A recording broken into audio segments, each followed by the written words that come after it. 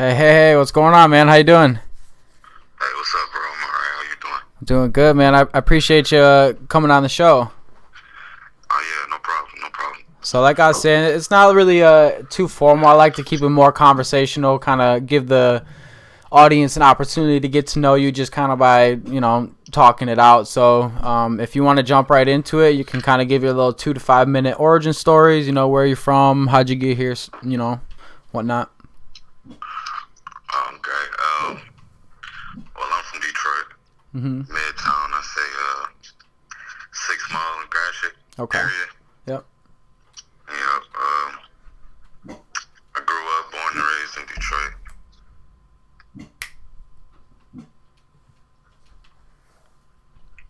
You still there? Yeah, I'm still here. Okay. So you grew up, born and raised in Detroit, around 6 Mile. What was it like growing up when you did? So I guess what year were you born in? 94. 94. That's a good year. Me too. So you're about 25 right now.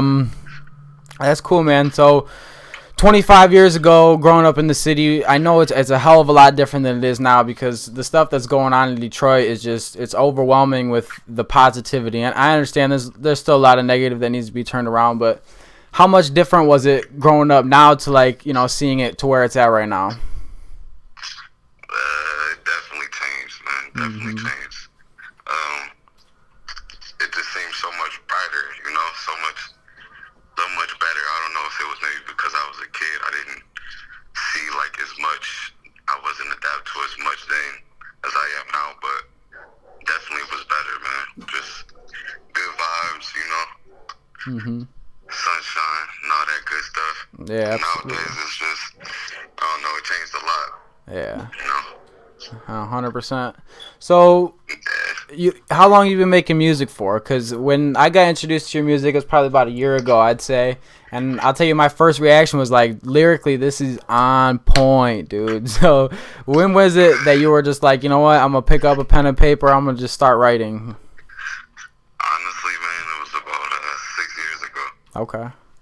6 years ago, yep. And I kind of been off and on, not too much consistency, Mm-hmm. but everybody goes through, certain situations and whatnot. But, yeah, at first I didn't think, this would be something I would really do. I really was just doing it for fun.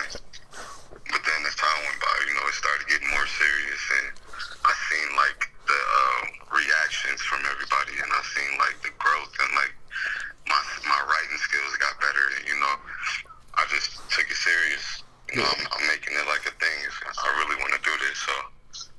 Yeah, well, I mean, honestly, you definitely got the chops. It's just about keep pushing content really at this point because the internet's so cluttered with so much just stuff, so much stuff consistently going on. So, like, to be able to keep that attention is just keep pushing stuff out. So I feel you, man. I mean, life happens to everyone, and then, certain things fall off and turn around and just get messed up. But I mean, 6 years, that's a good amount of time spent in, honestly. And, I haven't seen, or heard any of your early stuff, but I saw some stuff from, a year or 2 years ago, and then to the stuff you're putting out now, and I see massive growth. So that's a huge part of the process, man. Yeah. Consistency is, like, one of my biggest things right now, man. But I know that's all of it. All of making it is with that, unique consistency. Like, gotta stay on point, man. For sure. Look at a perfect example of 2 Chainz, right? I mean, he didn't pop off till he was 34, and then not until he done changed his name from Titty Boy to 2 Chainz, and then things started changing. So you never know what it's gonna be or how long it's gonna take, but it's just I feel like the people that hold in for that long haul can get really really good results. Yeah, that's true, man. That's definitely true. That's awesome. So in your writing process, do you find that when you go to write something that you fall in love with in that process, does that usually come from a spot of anger, joy, what kind of mood are you in when you're writing? Well, it's different. Every time it's different, really. Yeah. Sometimes I write when I'm feeling a certain way, and sometimes I write when I get this good feeling, Mm-hmm. But music is just everything to me, man. I'm the type of guy that can't go a day without listening to some type of music.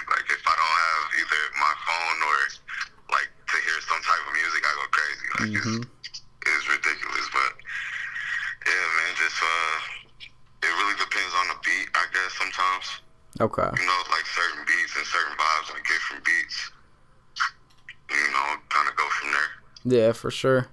What about influence in the city? Is there any local artists that influenced you when you were growing up to kind of maybe get into the scene? Really, I can't say. I can't say there was too many city artists that was, you know, kind of out when I was trying to pursue music. Yeah. Well, I definitely the music in Detroit has become a lot more popular and mainstream this last, like, I'd even say this last like 3 years. I've been seeing like just more and more artists come out of Detroit, which is it's awesome, man.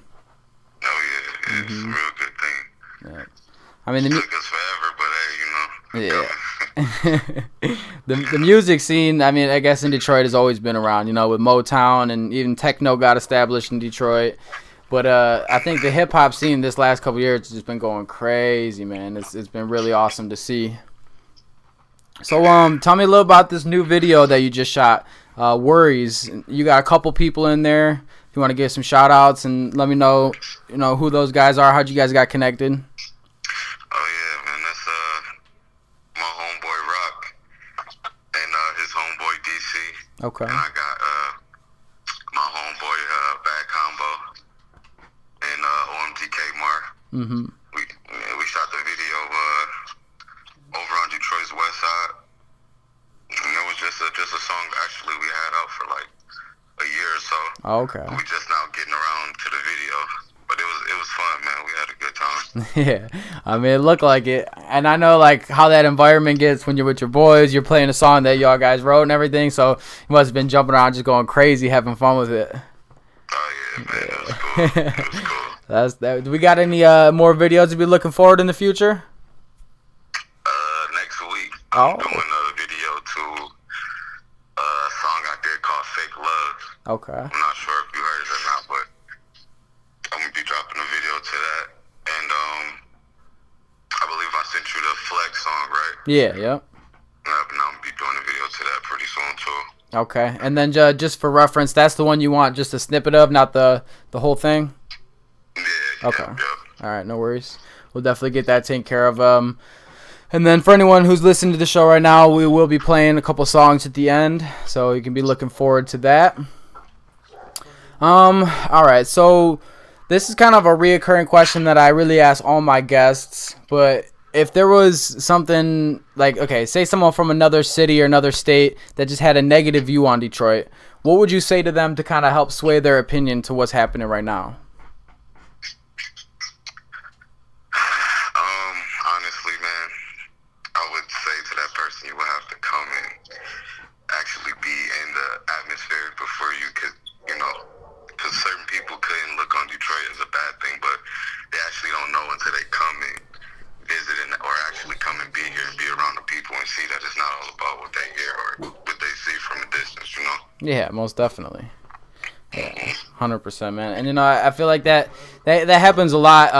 You know, when I ask that question, it's very similar answer, but it's so true. Like, you won't really fully understand until you're walking around or you're talking with people, you're sitting down in the city, seeing what's happening, going to an event or a show or anything like that. So that's 100%. All right, so tell me about the guy who shot your video. Is that someone you know or just someone you picked up along the way to help shoot? I actually met him, I want to say about a year ago. Okay. It's Tyrannic Records. Mm-hmm. He got a studio. He does mixtape covers, video shoots, photo shoots. He does it all, man. So shout out to Tyrannic Records, man. For sure. Is he you doing your next video too? Yes, sir. Yes, Hell sir. yeah. See, I like that. I like when like an artist and like a producer or an artist and a filmmaker or whatever, like when they stick together and then they push content together, it's like that collaboration. I really feel that it helps movement because the fans that he's got, the followers that he's got is now going to see the videos from you. So you kind of get that cross platform, cross Instagram page or whatever. Yeah, you get that. So that's cool. All right, so real quick, I'm just gonna probably just like a question or two more, but where can the people find you at on the social platforms and everything? Right now, social wise, I have Facebook is Real KC, Mm-hmm. and I got YouTube is OMGKKC, all caps. That's where you'll find most of my music. Okay. And why don't you tell me a little bit more about the OMG? I realized that it looks like maybe that's the kind of conglomerate you guys are cooking up, or what is it exactly? Well, OMG is my boy Rock. That's him and his people. Okay, all right. But I'm OMGK. Okay. And OMGK is basically original money getting kings. Oh, hell It's yeah. been like it wasn't really a group at first. We made it into a group, but it was more like a family thing, like me and some of my brothers and some of my cousins and, my real close friends. And so we picked up our music and just made it a music group, Yeah, I like that, and I didn't realize that was the full meaning behind it too. So that's cool. So original money getting, say it again. Kings. Yeah, all right, I like that, man. That's smooth. A lot of people mistake it for MGK. I gotta tell them, like, MGK, man. No, I didn't even peep on that at all. I just was curious on what it was, but I like that. That's smooth, man. All right, well, honestly, I think we got a good logistics down. Is there anything you want to add before we hop off? Yeah, be looking for the mixtape, man. Coming, I want to say June 24th. All right. Fire in the Storm. Have like 13 tracks. Nice. Maybe 3 singles, 3 videos. It's gonna be real fire, man. Oh, see, I'm super stoked for that. So June 24th, you said? Yep, June 24th. And where are the people going to be able to find that on YouTube, Spotify? Where are they going to be able to see that at? That I'm gonna post YouTube, maybe Spotify if I could get it running in a good time, and SoundCloud. Yeah, yep, good platforms. All right, for sure. Well, also too, when I go to post this and make posts or whatever, I'll make sure to add some of those details in so that people, if they want to go find it on the 24th or whenever this is published, they'll be able to access all that stuff. Okay, sounds good. And how would you want me to introduce you at the beginning? Just KC or? OMGKKC. Okay, OMGKKC. Yes, sir. All right, bet. Well, look, Keyshawn, man, I really appreciate you being on. And once I get this audio all chopped up and edited, I'll send you the link, and we'll get it out to the world. All right, man. Sounds good. I appreciate you. Of course, man. Take it easy.